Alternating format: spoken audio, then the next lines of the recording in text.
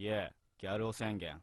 Go, go, go, go, go, go, ギャル男宣言 Go, go, go, go, go, go, ギャル男宣言 Go, go, go, go, go, go, ギャル男宣言 Go, go, go, go, go, go おす、俺ギャルを始めました PK 卒業パンツピタピタっていうか昨日も渋谷好きな食べ物はシーザーサラダガングロメッシュにからゴンレンズパラパラダンスの猛練習パラダイスに陶酔表現中ギャル男ステージ金じゃら銀じゃら銀ギラ銀マルキューセールは仁義なし全身バリバリやっぱり B3C SFO キノコを食べましたトランス聞きました調子上がってきたみんなが大好きだ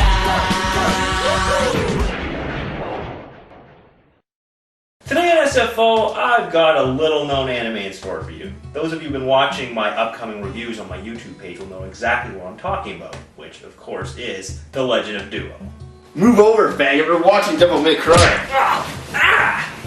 What? Why? You wanted to do a video game-related cartoon for E3, right? It's called anime, not cartoon, and E3's in June, man. It is June. It's like the beginning of May.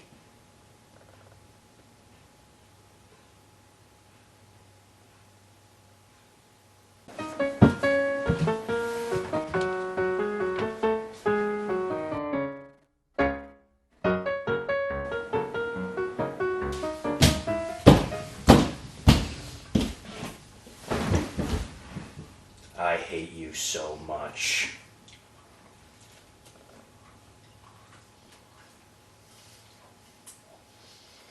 Devil May Cry loosely follows the plotline of the manga and comics rather than any of the video games.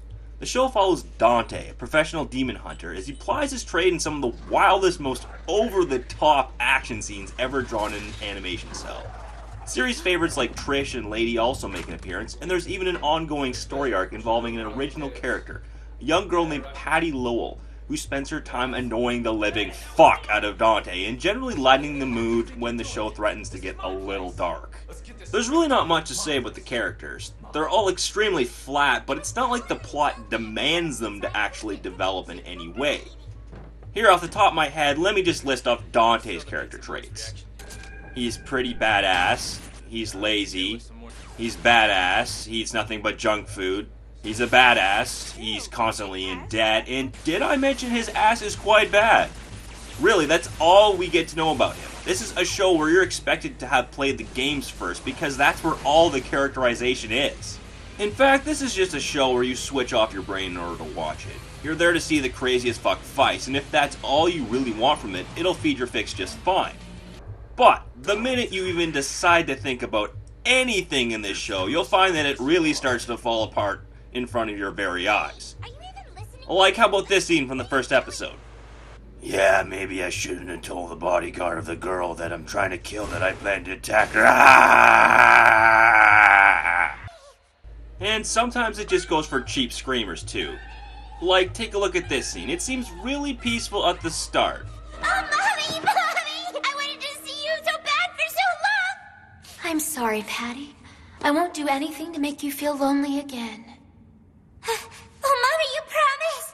Because you're about to die right now and your mom's gonna kill you! Whoa! What the hell, man? Anyway, Patty Lowell is thought to be the estranged inheritor of a rather large estate, with the guy who's second in line to that throne not at all happy with her son returned. It turns out he's a demon, though, and tries to take on Dante in the most overblown way possible. Will never be confirmed. Brother! And neither will yours. Oh man, really? You can be more discreet? What is it with demons in this series just exploding in an orgy of muscle and rage whenever they're confronted instead of, acting inconspicuous? Why are we watching this? It's just a bunch of random ass action scenes strung together. Cause it's cool, man. It's not cool. cool. There's no story to speak of, and the characters are flatter than a fucking 9-year-old. If you're gonna take over the TV for another weekend watching your cartoons, it's at least gonna be something that I like this time. Okay. First of all, it's called anime. Anime. Second of all, this is my goddamn show! You put underwear on my head. I think you owe me one. Fine. Anyway, after the first episode, the Patty Lowell arc is dropped until the end of the series, and she's relegated to comedic relief for the remainder. What takes its place is yet another formulaic monster of the day type plotline, with Dante fighting random demons in impossibly cool situations. It really starts to get samey though. So yeah, sometimes you've got Dante on a motorbike, and sometimes you've got Dante fighting a Sith Lord, and sometimes you've got Dante trusting in the heart of the cards, but it all ends with a huge fight, and the whole series really starts to blend together into an unintelligible mishmash of blazing guns and screaming monsters. There are a few episodes that are interesting though. In one of them, the episode's guest demon turns out to be the good guy, with the overbearing father and snooty butler characters actually turning out to be the villains. However, it tackles the heinously overdone question of, can a supernatural evil creature fall in love with a human without even adding a twist to it, making it a little too close to Twilight for my taste. Well, at least they're going on a date at the Facebook headquarters. Another interesting episode is where Dante takes on a bodyguard job not related to the supernatural because he's so goddamn poor, and ends up fighting a woman who transformed into a siren Medusa thing because she began to love her own musical career over her friends or something. You know, it's the whole never forget where you came from moral, but what makes this episode for me is the character design. This is the only demon that is visually unique and striking. The fight scene using sonic waves while still old hat is well done for this series, and the final scene where she reverts back to her human form caps off one of the more interesting stories you'll find here.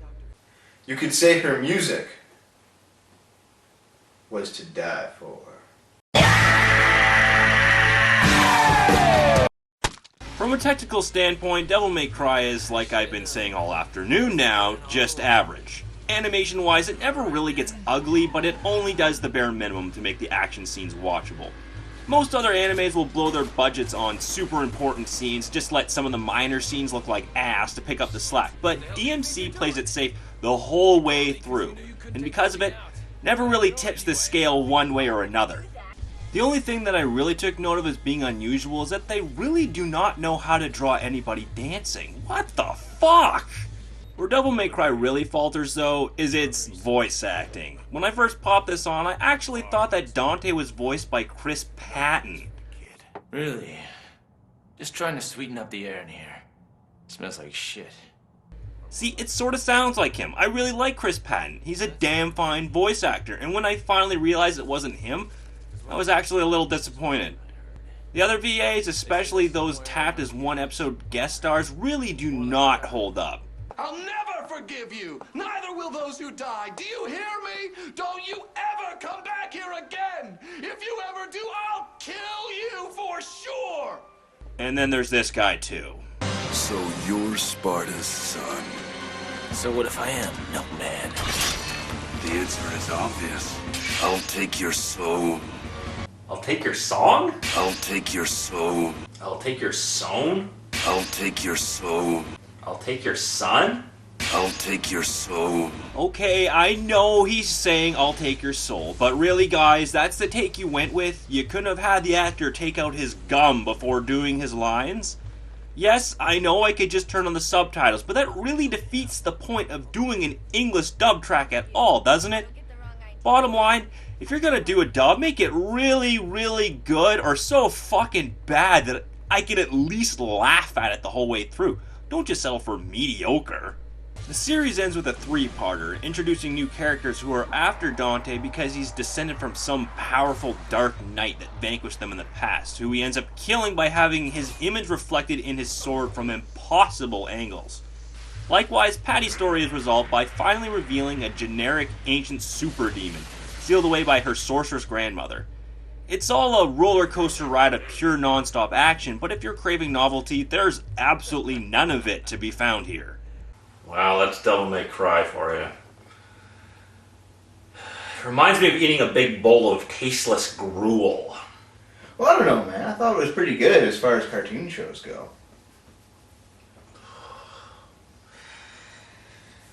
I am never watching an anime with you ever again.